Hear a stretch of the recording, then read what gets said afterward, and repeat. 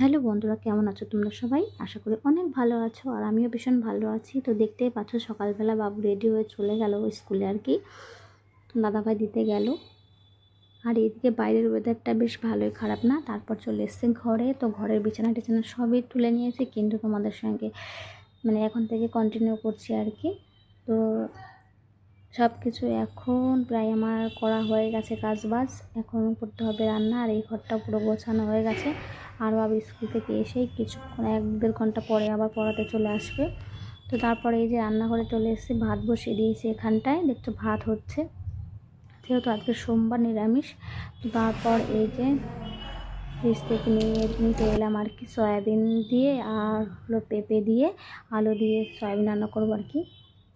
তারপরে চলে এসেছি রান্নাঘরে, এখন রান্না করব সয়াবিন। তোমরা কন্টিনিউ দেখতে থাকো। তারপরে এই যে সয়াবিনটা এখন ভেজে নেব আর কি। তো সয়াবিনটা ভেজে তারপর রান্না করছি। তো চটপটি রান্না করে নেব। আর দিয়েছিলাম আলু সেদ্ধ, বেগুন ভাজা, তার জন্য শুকনো লঙ্কাটা আমি ভেজে রেখেছি। আর কটা ছিল ভাত, তো সেই ভাত কটা ভাতের ভেতরে দিয়ে দেবো আর কি, গরম ভাত যখন হয়ে যাবে তখন। তারপরে এই যে ভালো করে ভেজে নিলাম। তারপর ফোড়নে দিয়ে দিলাম জিরে আর একটা শুকনো লঙ্কা, তেজপাতা দিয়ে ভালো করে এখন এইগুলোকে ভেজে নেব আর কি, আলু আর পেঁপে। তো সেদ্ধ না করে আজকে ভাজা ভাজা করে রান্না করব।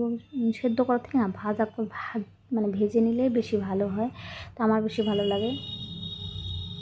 তো কে কোথা থেকে দেখছো জানি না, যদি ভালো লেগে থাকে একটা লাইক করো আর কমেন্টে জানিও কেমন হয়েছে। আর এদিকে দেখতে পাচ্ছ আলু সেদ্ধটা মাখিয়ে তুমি দাদাভাইকে খেতে দিয়ে দিয়েছি আর কি, উনি খেতে বসে গেছে। আর সকালবেলা জানো তো এত চাপ থাকে আমার কাজে, সব কাজ একবারে সকালেই জুটে যায়। কারণ এদিকে তুমি দাদাভাই অফিস যাবে, বাবুকে আনতে হবে স্কুল থেকে, আবার সারাক্ষণ আর কি বিরাম নেই। তারপর এই যে ঋদ্ধিও চলে এসছে, এ হলো ওদের বাড়ি আমরা থাকি আর কি, ওরা উপরে থাকে আমরা নিচে থাকি। ও একই স্কুলে পড়ে বাবু। তো আমি গেটটা আটকাচ্ছি আর ওরা আগে ঢুকে পড়লো ঘরে। তারপরে এই যে ও চলে এসছে, আরও বাবুকেও নিয়ে এসছে, এখন চেঞ্জ করিয়ে খাইয়ে টাইয়ে দেবো। তো তোমরা সবাই দেখতে থাকো আর কি। তো বাবুকে এখন খাইয়ে, বাবু স্কুল থেকে ঘেমে টেমে এসছে আর কি, আর ভীষণও ঘামে।